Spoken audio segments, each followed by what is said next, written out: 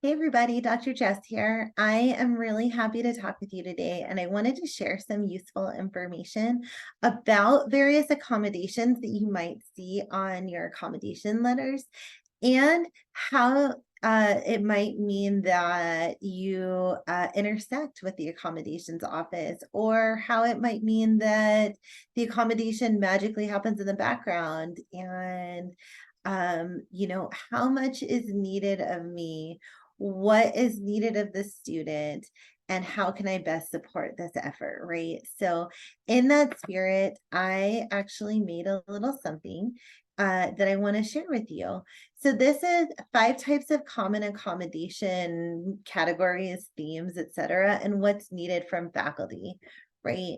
So in this first area, and this is kind of a spectrum, right? Like this is an area where folks would really get everything they need with very little coming from faculty and much more coming from SSD.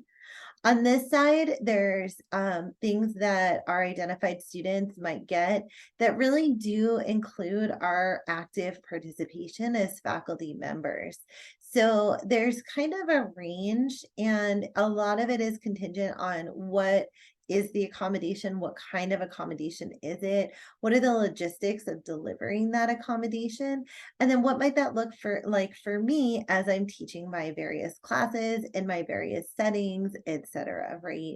If you teach the kinesiology jogging class, it's going to be different than if you teach a geology lab class in the field, and that's going to be different than if you're teaching a large lecture, or if you're teaching an active learning class in the humanities, right? We know that each of those settings are different. And so please take this information as hopefully something useful to inform your various settings, while also keeping in mind that each of your various settings are completely different.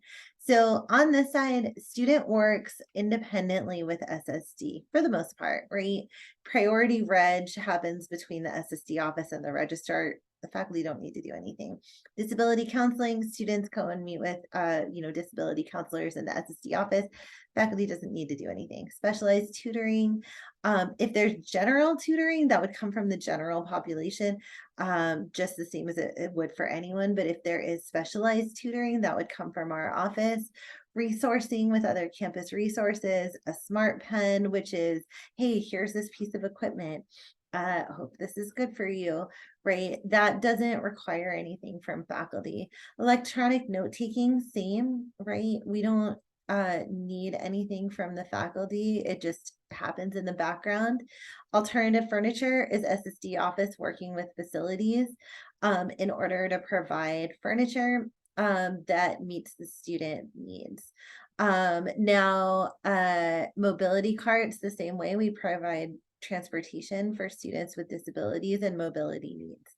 Audio recording, student comes in with an audio recorder, they record their own stuff.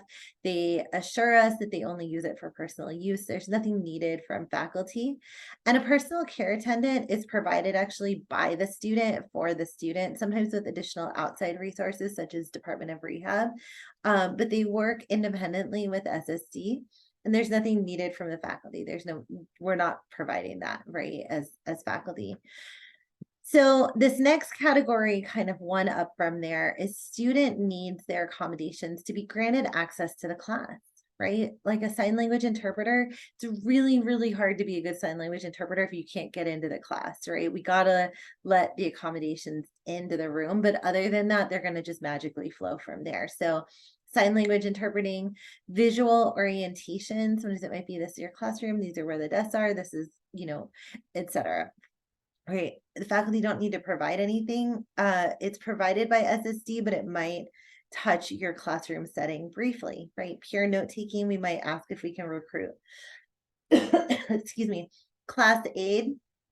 We would provide a class aid that then would support the student. Class aid remote, same thing. A student would come, a class aid would come in and remote the student into class. Transcription. would be provided, captioning would be provided. We just need the classroom content in order to provide it. We just need access, right? And a service animal is a tool for a person with a disability. So we would just need access to the classroom for that service animal, right? Student needs a little bit of your input. Zoom interpreting, Zoom note taking. There might be a code to your classroom. There might be a specific link to your classroom. We need that information. The student needs that information in order for them to connect with their disability supports and services. Alternative formats, sometimes you might get like an email or a call from us going, can you tell us what books and other materials you're using for this class so that way we can prepare them for the student, right? If they use a brailler, if they use an alternative reader such as a Kurzweil or like various PDF applications, it takes a second to get their books ready for them, which means that the student and our office, that we're going to need a little bit of information so that way we can prepare the student to be as ready as any other student in your class. And that goes too for any assistive reading devices such as a magnifier, etc. So student needs a little bit of your input in order for them to have full access. Now the next category is student needs a few minutes of class or prep time. One is alternative seat assignments, right? If it's a front seat, a back seat. Sometimes, I have this right now in one of my classes. My room is packed. If I don't save that seat, it's going to get taken. Right. Now other rooms it's not that much of an issue. It's just like, yeah, sit where you want. But in a packed classroom, it needs, maybe that student needs a minute of class or prep time. Same with changes in lighting. There's accommodations such as scent-free classroom, remote instruction. If we're the ones as faculty turning the Zoom on, then, I have this in my class right now. I just turned the Zoom on. So that would be a minute of prep time, or provision of class slides lives in this category as well. Lastly is student needs your active participation. Okay, so for something like a testing contract, what does that mean? That means that if a student has testing accommodations, you're going to get a secondary communication from us that we call a testing contract. And it says, like, what is everyone in your class allowed to have? Is everyone in your class allowed to have a ruler? Great. Then when the student comes to test with us, we're going to make sure that they also have a ruler, right? Because there's elements of your test that, like, we're not going to know unless we find out from you, right? So the student needs your active participation in these SSD processes. Same with alternative assignments. You might get something from us that says, hi, student has alternative assignments. They've asked for an alternative assignment or an extension for an assignment regarding this work. Can we work with you to arrive at a conclusion of what that might look like that works for you and works for them, right? Extra time on tests, we're going to need you to update your Canvas settings in order for that to really work and provide the student access if this is a Canvas test. Right. It's easy. Sometimes it's easy if if you are like old school and you have a Scantron, then we just know that they have more time and it flows from there. But if you're in Canvas, there's going to be settings that get updated. And I have 2 separate videos that talk about and show where those settings are and walk you through the process step by step. But the student really needs your active participation for that. In addition, caption videos, sometimes, we're going to need to work with you to get those videos from your classes over to our accessibility office so that way they can caption everything for you, right? We don't expect you to do the work of the institution alone in a vacuum in a bubble, but we don't know your class. Only you know your class, right? And that's your right as a faculty member. So we just need to know what there is to caption, and then we can help and take care of things from there, right?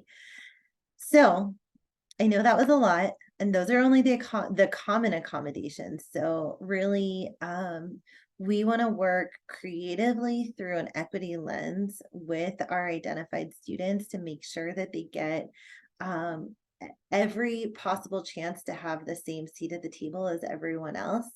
And we do that in collaboration with an open heart and an open mind with you, my faculty colleagues. So one way we can help to make sure that that flow happens really smoothly and well is to help prepare and equip you to know what some of these accommodations mean and what they mean for you when you see them on an accommodation letter. So I hope that this was helpful. If you have any questions, I'm always here to talk with you more. Thank you so much, and I look forward to seeing you in the next video.